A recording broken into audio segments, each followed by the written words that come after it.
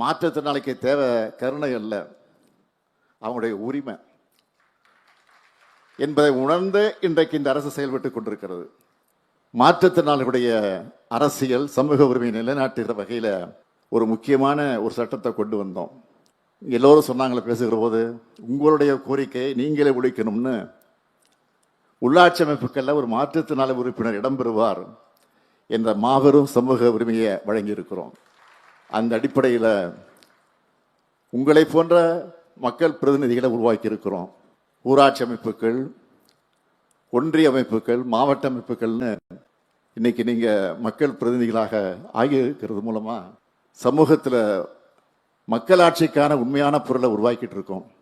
இனிமே நீங்க அரசு கொண்டு வர திட்டங்களோட பயனாளிகள் மட்டும் அல்ல, அரசோட திட்டங்களை உங்க குரல்ல பதிவு செய்ய போற மக்கள் பிரதிநிதிகளாக மனுக்கள் போட போறவங்க இல்லை, நீங்க மனுக்களை பெற்று தீர்வு காண போறீங்க. இப்போ